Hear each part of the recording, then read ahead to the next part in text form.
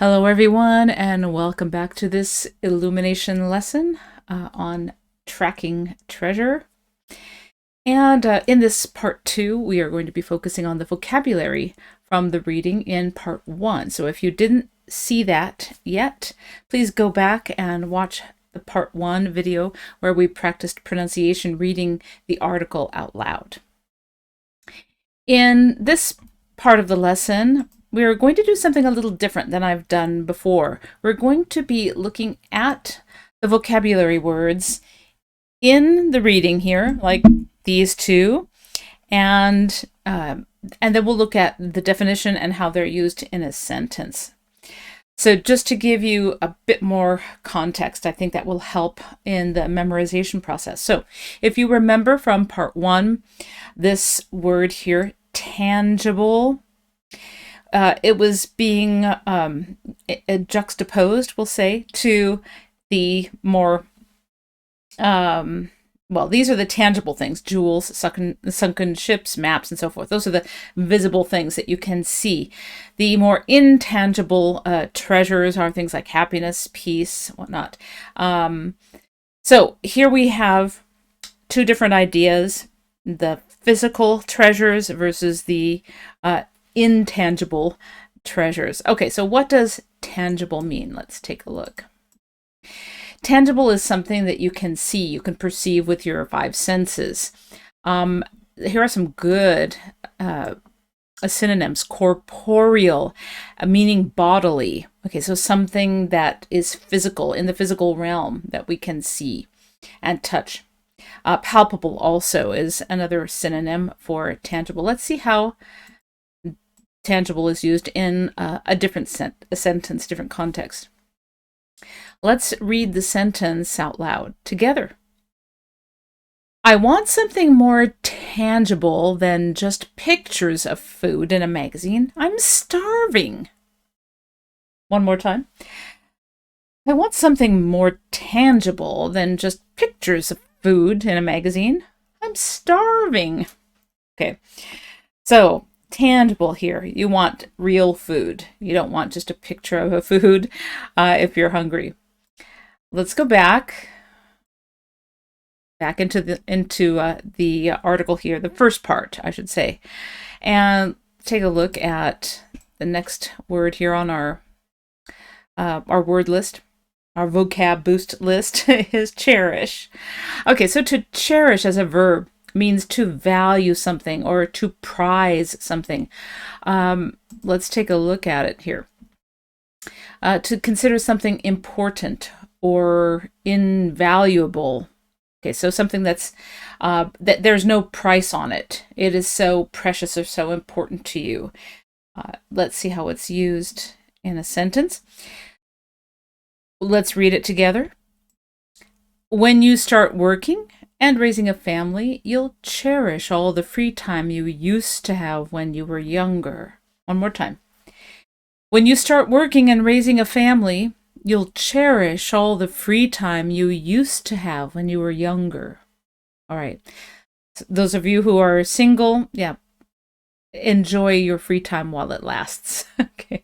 Once you get married and have a family, you'll know that you have to really schedule and make time for things. All right. Time is very precious. Okay, so those were our 2 vocabulary words from the very first paragraph of our article. In the next paragraph here, we've got several words, and I've also got some items highlighted. Items, I should call them phrases, highlighted. And we'll talk about those in a moment. Let's go through the vocab first. So our first word is artifact. Remember, the story is about Forrest Fenn. He was the 58-year-old art dealer and artifact collector. I think he lived in New Mexico.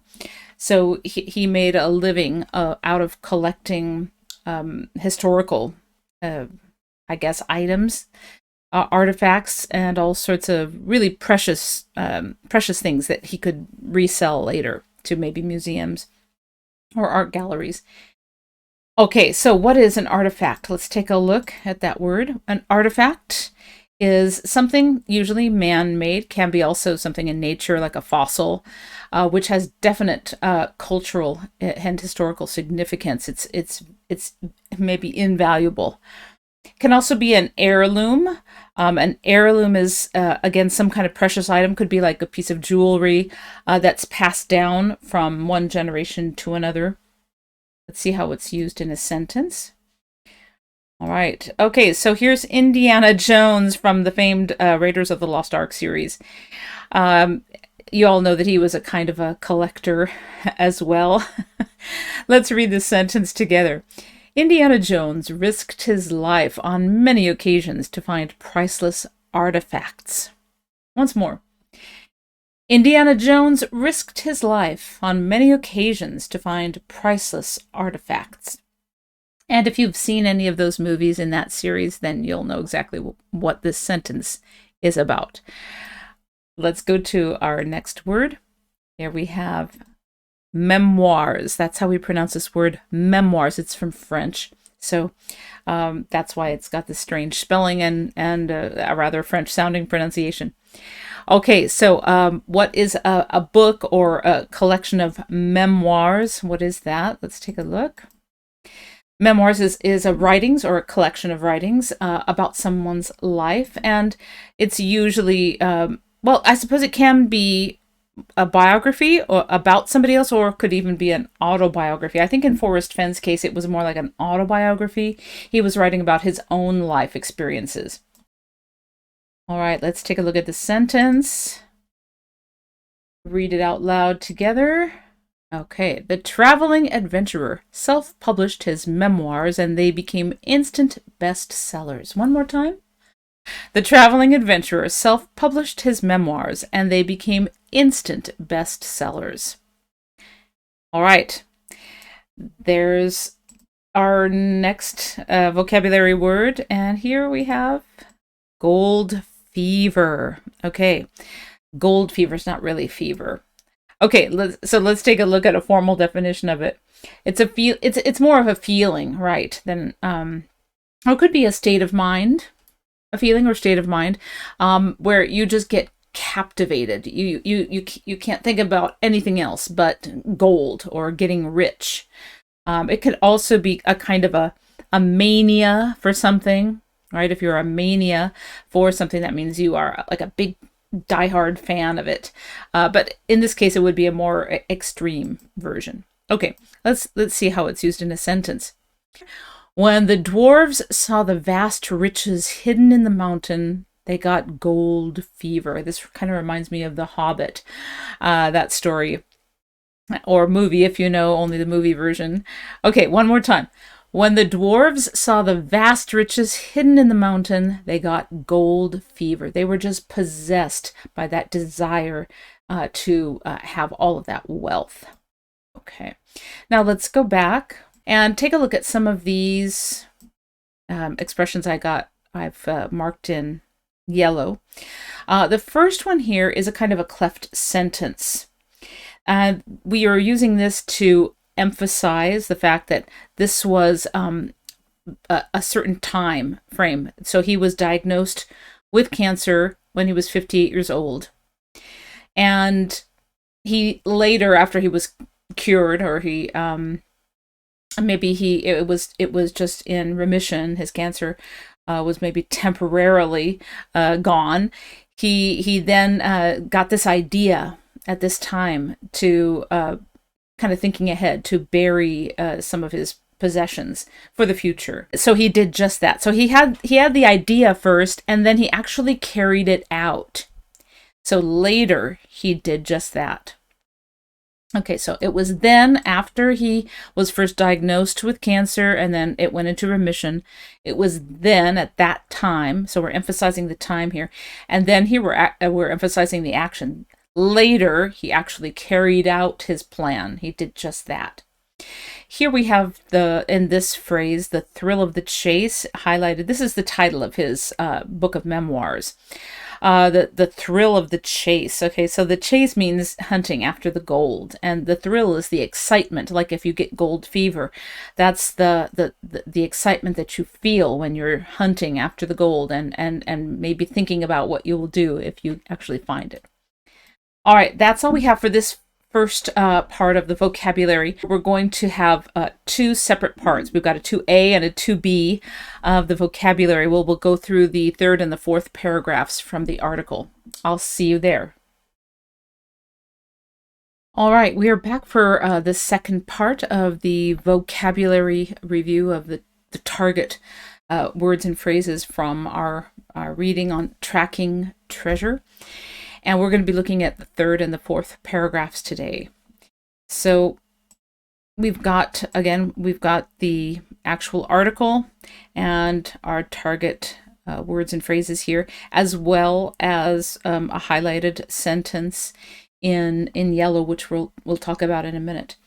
So we'll be looking more here at the results or the repercussions of his plan to bury the treasure and to announce to the world that finders keepers, losers weepers, right? Okay, so here we've got the part of the story about some people being jailed for breaking the law, others, giving up everything to find the treasure, and even some people dying, searching for these elusive riches. Okay, so elusive. What does elusive mean? Let's take a look. All right, elusive means something that is difficult to find, usually. It's something that you just can't put your finger on. Maybe you can't perceive it with your senses.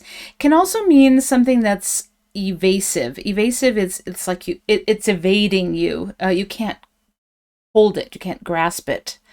Could be also something that you have a hard time remembering, like vocabulary can be elusive. Vocabulary that you're trying to learn in a foreign language. It just keeps going out of your mind, right? Not crazy. I mean, it keeps leaving or escaping from your mind. So you have a hard time remembering it. Let's see how it's used in a sentence. Let's read it together. Some people say it's a waste of time to chase after elusive dreams of fame and fortune. Once more. Some people say it's a waste of time to chase after elusive dreams of fame and fortune. Okay, because sometimes they are just elusive. Sometimes people's dreams come true. They get discovered. They become famous. But for most of us, those are just elusive, pie in the sky type dreams. Okay, let's go back into our reading.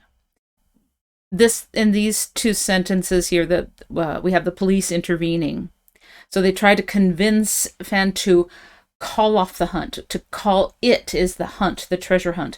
Call it off. Let's see what that means.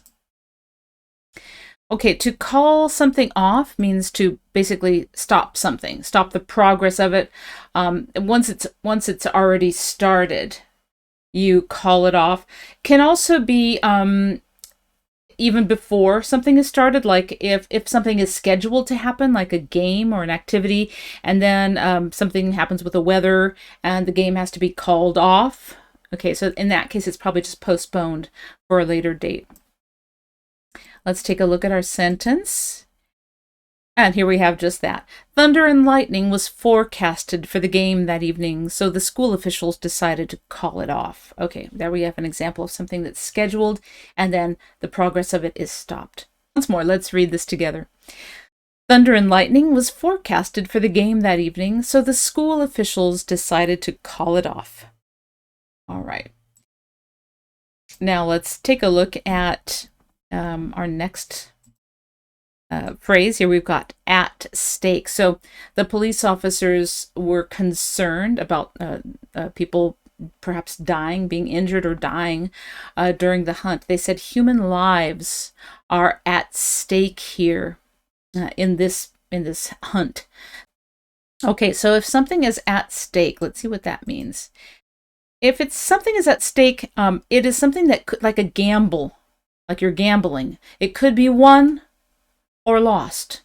Right, so high stakes, if you're a high stakes gambler, for instance, maybe you put $1 million on the table and you bet that. Okay, so you could maybe get it back and win more, or you could lose it. So something is at stake, at risk, right? It's something, if something is at risk, it could be lost. It could be endangered, danger of disappearing. All right, let's take a look at a sentence here. We have to work smarter, not harder, because the future of our company and our careers are at stake. Once more. We have to work smarter, not harder, because the future of our company and our careers are at stake. Okay. So this is a very serious one. I think even more serious than gambling, but okay. This is not really so much gambling, but it just means that we might lose our jobs if we don't figure out a way to work smarter and not harder. All right, let's take a look now at, we've got one sentence here highlighted in yellow. And we're talking about he is Forrest Fenn. So after he received a warning from the police, he still would not call off the treasure hunt. He did not stop, nor did he apologize. Okay, so two negatives. He did not stop, nor did he apologize. You could say this: he did not stop and he did not apologize.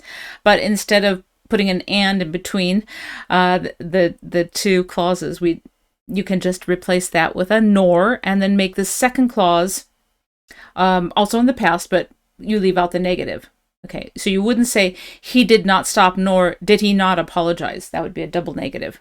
Okay, that's one way that you can phrase two negatives and putting nor in the middle. Okay, just wanted to point that out. And now let's go on to the next part of, this is the fourth paragraph, the last part of the article. And we've got two vocabulary words here. We've got precise. So finally, somebody found the treasure in 2020, okay, after 10 years of searching. Somebody found it, some guy named Jack Stuff, in the precise spot. Let's see what precise means. The precise spot is exact. That's a perfect synonym. Exact. We've got some different word forms: precisely, precision. Just for you to extend your word power, again, I decided to put some different word forms in here with the lesson. Something that's accurate, particular, meticulous, all of these have to do with being precise. Let's see how it's used in a sentence and read it together. The scientists' precise calculations ensured his invention would be a success. Let's read the sentence again. The scientists' precise calculations ensured his invention would be a success. Now let's go to our next word here. We have embodied. Okay, to embody something. So towards the end of his life, right, Forrest Fenn died at the age of 90. And toward the end of his life, he embodied something. He embodied a kind of a spirit of adventure, and kind of like Indiana Jones. But anyway, a spirit of maybe the Wild West or something like that. Let's see what it means. Okay, so to embody something means, yes, here, to express an idea in bodily form, some idea, quality, or feeling in a physical, tangible way. So you're living that thing, living an ideal. Okay, so you're manifesting it. All right, let's see how it's used in a sentence. Their spirit of patriotism was embodied by the respect they had for their country's flag. Okay, thinking of military, like soldiers and so forth, like the Battle of Iwo Jima, you see that famous statue of the Marines holding up the American flag. Okay, so let's read the sentence again. Their spirit of patriotism was embodied by the respect they had for their country's flag. All right, now let's take a look back in here at the words, phrases, excuse me, that I've got highlighted in yellow. I've got ripe old age. Okay, this is a kind of a colloquial expression. This is just a way to say that somebody is really old. Okay, so if you're at a ripe old age, maybe you're kind of at the peak of your life, but definitely you're getting old. Let's see. We've got this one here. You can't take it with you when you go. It's a very common expression. You might have heard this in movies, on TV. So if you have some wealth, right, when you die, it's gonna stay here. Whatever you've accumulated in this life, you're not gonna take it with you after you die, right? It's all going to stay here. You give it to your children, your family, or you donate it, or you create a fund, a charitable organization, and you hopefully benefit other people with your worldly goods, your wealth, because you can't take it with you to wherever, afterlife, hopefully heaven, if you've used your wealth wisely and well. Okay, that's the second part of our vocabulary workout for this Illumination English article on tracking treasure. We'll see you next part is our knowledge check. Make sure that you have written down all these vocabulary words and their definitions so that you can do well on the word scramble. Get ready for that. See you in part 3.